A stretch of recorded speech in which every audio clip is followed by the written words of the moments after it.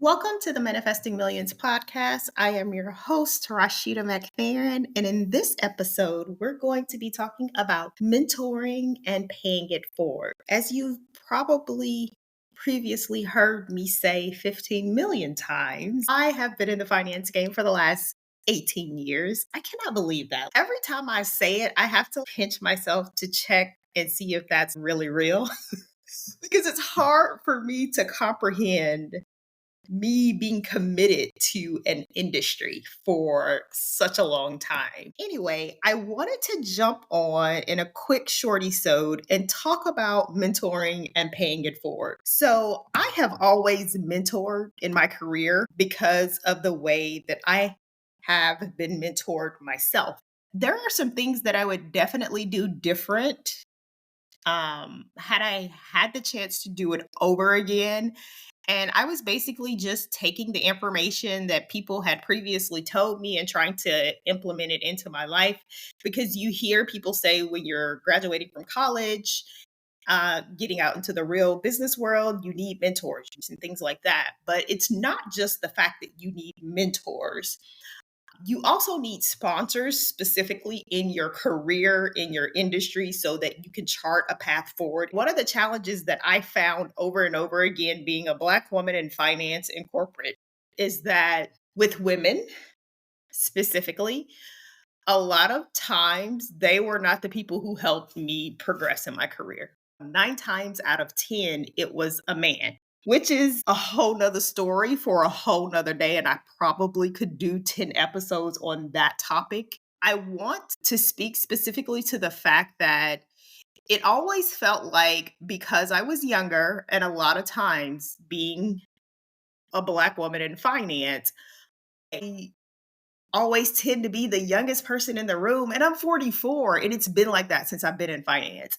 For some reason, I'm not saying that Black people don't go into finance, but for some reason, we are less likely to be the ones in the room when it comes to dealing with money. And I really want to change that. I really want to highlight the fact that it's okay for Black people, whether you are a man or a woman, if you're a person of color, African American, I'm speaking specifically to, that it's okay for you to want to work in money. It's okay for you to want to be around money, to know about money, to be a professional about money. I really want to highlight that because it's so cliche for some reason. You talk about money and people go running the other way. It's so many opportunities in this space because of the fact that it's like not a lot of us. The other thing that I'm finding, again, 18 years in the game, the other thing that I'm finding is that people will jump in it for 2 years and then get out. What do you expect to accomplish in 2 years with a career in corporate finance, in investing, in making money? How are you going to? You were in the game for 2 years and now you out here in these streets talking about you are a finance expert. You're not. You're not. You barely made it probably to that 2 year mark. And you cannot be out here trying to tell people what to do, saying that you quote unquote worked on Wall Street for 2 years. Or the other thing I'm seeing is that people are saying that they're a financial advisor or they were a financial advisor and they ran a business for however long. And then you go pull receipts and you see that they were barely licensed for like a year and a half. And I'm like, okay, so where are the receipts where you did business? Because before I go paying you for a product and before I go paying you to teach me about something, oh, you best believe that I'm checking receipts. If you want to say doing professional courses in regards to real estate since 2004. So technically that's 20 years. But one of the things that you will have in regards to receipts is that people who could speak to your character and the job you did while you worked for them. And that says a lot more about someone's character, the fact that they're a financial expert. Well, I caution people, especially in the space that we're in now, before they start taking on someone as a mentor, to make sure you are doing your homework on the person who's going to be giving you advice about such an important aspect in your life because money is important. I want to speak a little bit about getting a mentor and maximizing your efforts or being a mentor. Yeah, let me do being a mentor and maximizing your efforts to the mentee so that you can both make sure that it's beneficial. And what I like to see from people I am a mentor to, I like to see them pay it forward. I've had so many instances where I've been seriously disappointed by people that I have mentored for years and them not take on the responsibility of mentoring anybody coming behind them.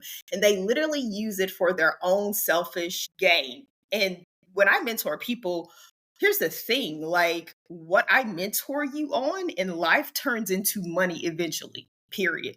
Whether your assets, whether you are using it to build your career or using it to get to the next step, everything that I do, have done all these years eventually pays for itself a million times over in that person's life. What pisses me off is that when I have intentionally asked the person or reiterated over and over again to pay it forward, that they do nothing but focus on themselves. That is the quickest way for you to get off my roster. Cut, and your girl is cutthroat. When it comes to business, I play no games in regards to how I conduct myself. I have been trained by the best in this game. And so I expect the best in return when I am mentoring someone. And then I expect them to be at their best when they are going out into this corporate world and doing what they're supposed to do. Excellence is required to get on this roster, period. So number one, as a mentor, what I've really had to humble myself and learn how to do is meet people where they are. And I say that because as we ascend in life, in our careers, in our business, it is so easy for us to assume that the person we are starting to mentor knows the level that we're already on. And the reason that they're seeking us out is because I operate in excellence.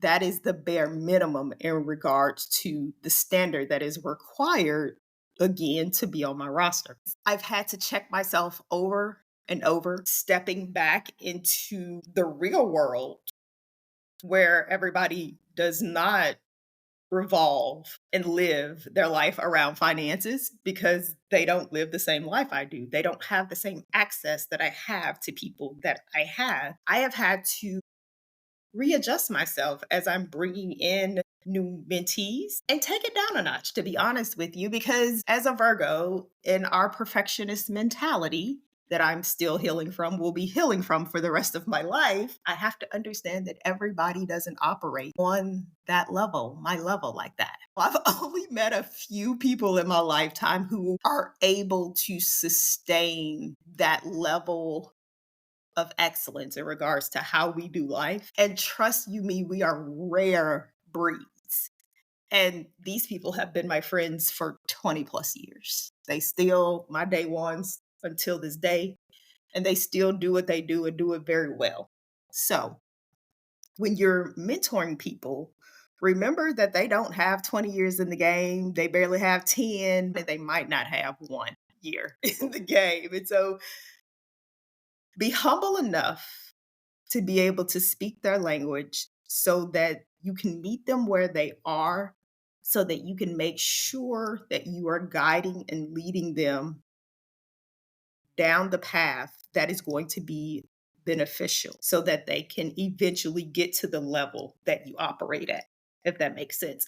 And it's not even getting to the level that you operate at, because I expect my mentees to surpass me. And if you're impressed by me and what I've done in all this time, what I expect from you, if I've been in the game for 18 years, I am teaching you all the things that I know and have learned through years of experience. I'm expecting you to get there in half the time or probably a quarter of the time because you have all the lessons that I didn't, right? That is usually a personal journey that person has to get there on their own. You can only push so far until that person is ready to step into their potential. That is number one. We're going to meet them where they are. Number two, we're going to focus on skills over lectures. I can talk until I'm blue in the face, and that's pretty hard because I am a Black woman. Me lecturing when it comes to my mentees, when it comes to parenting, when it comes to dealing with my nephews, me lecturing very rarely goes anywhere. I have had to figure out what motivates that person. This is about being a leader as well. When you're leading people in business and in organizations, you have to figure out how to motivate individuals in order for you to get the result that you're looking for. You have to find where they are. Finding where they are is usually you doing a very analysis of their skills and you figuring out how to get them to the next level without coming off as like a parent would a child. This is a challenge. I don't even know how else to say it. It's a challenge. These situations allow you to step back and let them step forward. And what I mean by that is you have to let them go out into the world, their job, their career, and experience it, formulate an opinion about it. And when they come to you for advice, you are almost asking questions that allows them to come up with their own solution so that they figure it out on their own. I hope that makes sense. And in doing that, you're putting their, as we used to say in elementary school, thinking cap on and teaching them how to make logical, sound decisions for themselves in business, in their career. That's a big one for me. As you can see, as I struggle through trying to explain it, that is a sticky one that I'm still learning. And I think I just will continue to learn how to do that one. Again, number 2, focus on skills over lectures. And number 3, encourage reciprocity, which is what I started this episode off with, and I'm going to finish it with. When you encourage reciprocity, it's kind of like it's the Bible verse, give and it shall be given to you. It's a universal principle. Now, while you're giving to the person, you may not necessarily receive the reciprocity from that same person. The universe rewards you in different ways, and so it will come back to you in a different way. I will continue to preach it. I will continue to say it. I will continue to encourage it in my mentees is that I mentor because of the way someone else mentored me. That's why I'm so devoted to it. And that's why I do the way I do. And as you become me, a better version of me in your own self for your career, I expect you to do the exact same, if not better, in regards to the way you mentor. Because one day you're going to be the senior exec, like I am, looking back, pulling people up. No one goes at this thing called life and or their career alone. You may have a good run. Trust you me, I know. I was the queen of DIY in my career.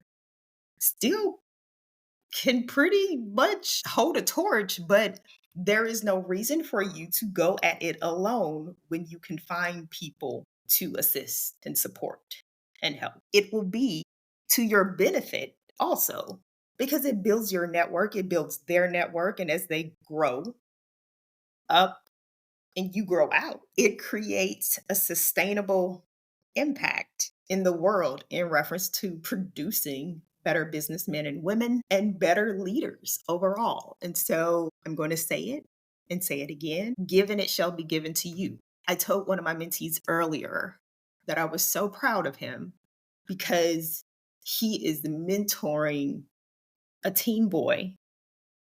And I can see the transformational change in that young man's life. And that is going to change that boy's life forever.